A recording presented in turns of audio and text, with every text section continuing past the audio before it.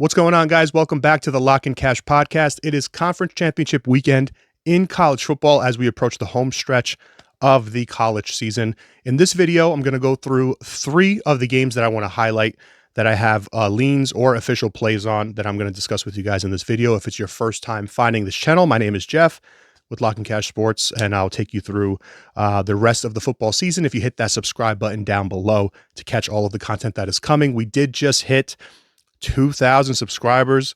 Wow. Woo. We're coming. We're growing. But thank you to all who subscribe.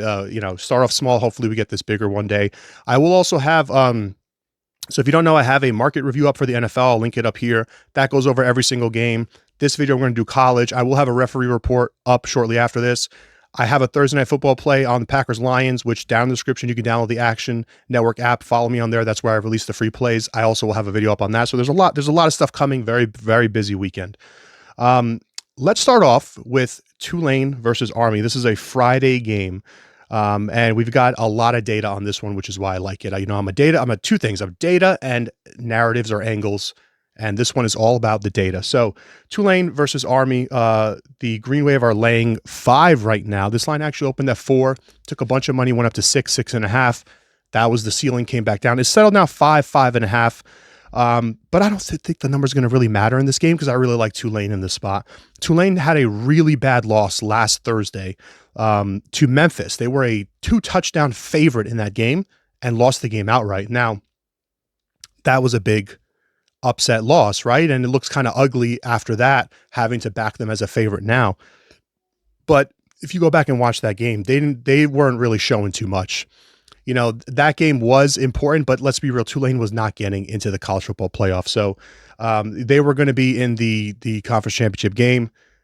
It seemed to me like it was kind of just like forego this one. Memphis was very hungry to get it. They got it. Outright win. Good for them. And now I think Tulane refocuses this week for what they really want, which is this conference title. On top of this, we have a little, I love these ranked systems that I talk about sometimes in college basketball and college football. When you have an unranked team in college football that is playing a ranked team in a conference title game, see how counterintuitive that is? Army's ranked and Tulane is not, but they're favored. The unranked team is actually 16-9 against the spread in these spots, 64%. It's so counterintuitive because the average average Joe Better wants to take the team that's ranked because they just assume, well, that team's better because they're ranked, right? But it's all about schedule, strength of schedule, who you play, matchups, all stuff like that. Ranking that doesn't necessarily factor into it much. So this is a great contrarian angle that I like to take the unranked team over the ranked team. That's a 64% spot. On top of this, you have great history here with John Sumrall, head coach of Tulane.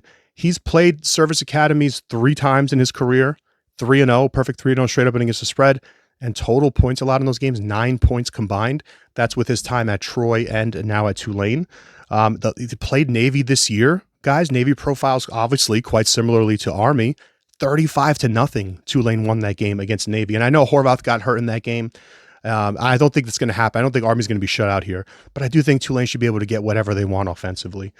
So that was a big one. And honestly, I've just had a good read on Army this year for some reason. Like, I like taking service academies when you're getting a big number. I think the only time we took one this year was actually Air Force against Army. They were getting 22 and we cashed that bet plus 22. When Service Academy is getting 10, 14, 17 points. I love that. 6 points here, 5 points. I don't think it's going to matter. I think this game is going to be a bit more lopsided than that.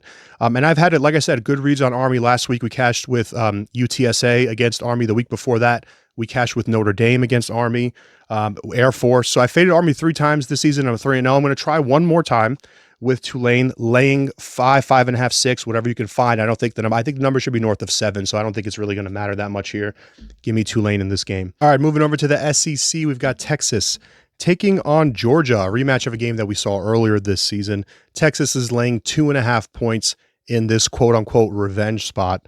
But I'm just going to make the same case that I made in the first game and take Georgia in this one, plus the 2.5 or 3, whatever you can find. There's 2.5s and 3s out there. It's been pretty clear in the market that 3 has been the ceiling here. So Texas took some early money and there's been buyback the other way now.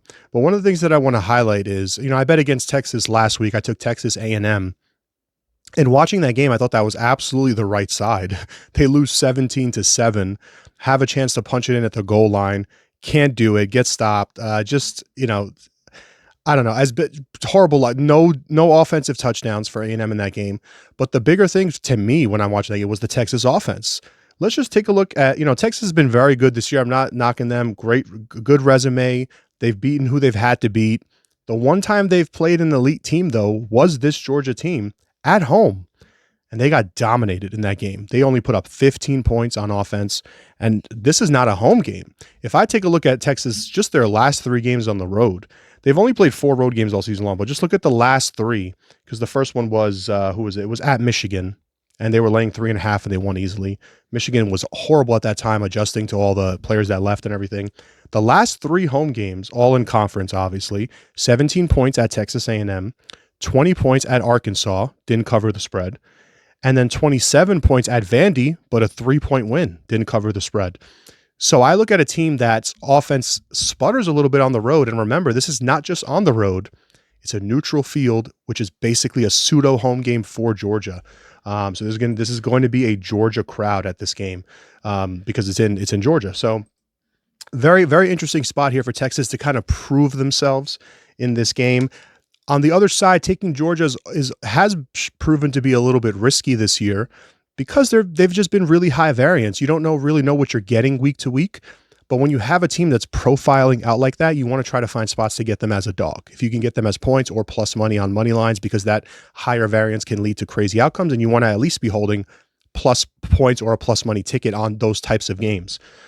So I really like Georgia here. I think there's too much value. I think you could even make the case that the wrong team is favored, despite Georgia has more losses. I know that. And I think, Carson Beck also over Quinn Ewers, I would not say he's better, but again, back to the high variance thing. Who am I more likely to get a huge game? I don't think you're getting a huge game out of either guy, but if it was going to be one, it would be Beck, right? It wouldn't be Ewers throwing the ball all over the field. It would be Beck throwing the ball deep and all over the field, and it would be like, oh, that's the Georgia that we're used to seeing.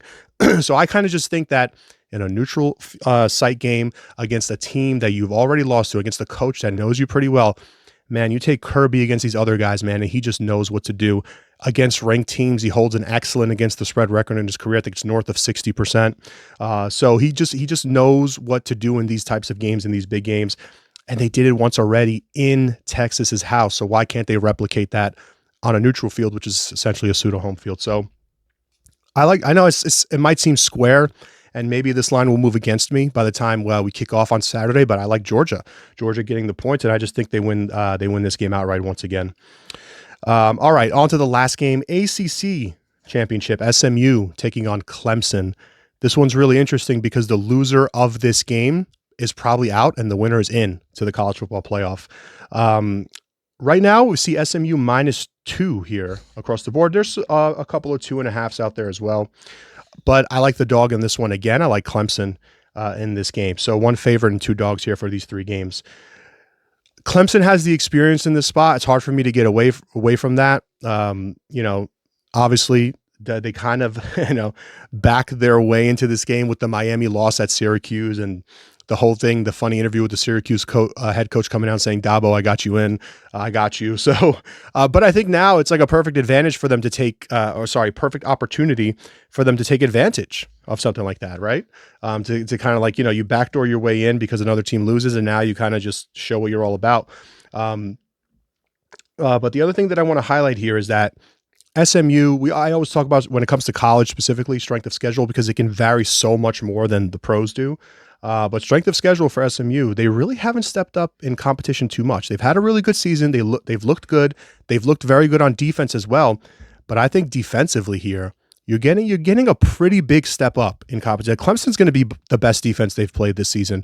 The Clemson defense is better than the SMU defense. So, I think that SMU schedule might come back to bite them a little bit. They've had some. I hate using the word fluke. They've had a couple of fluky wins. That game against Duke where I think they have 5 or 6 turnovers in that game, still won the game.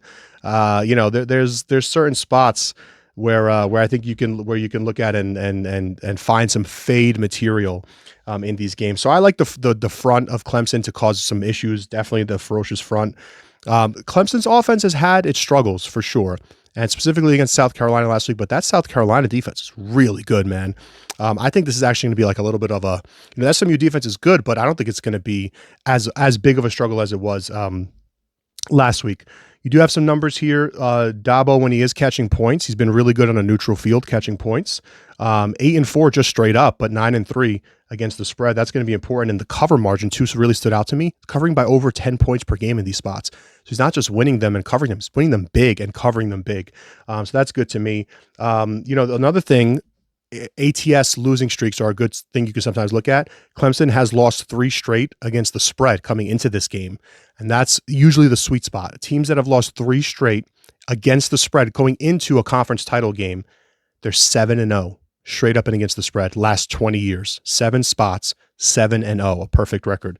So I really like Clemson here. I think the defense has an advantage. I think the offense will do enough. I do see, unlike the other 2 games that I could maybe see being a little bit high scoring, higher variance, I think this is going to be a defensive battle. You get a bit of a lower scoring game, but I like Clemson with their experience and their defense to carry the day, get them to a win. So the 3 picks that I've given you guys for conference championship weekend, let's hope for a 3-0.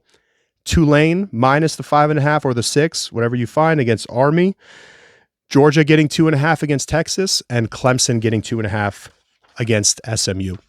Guys, let me know what you think down in the comments. That always helps us with making more content, the algorithm on YouTube and all that stuff.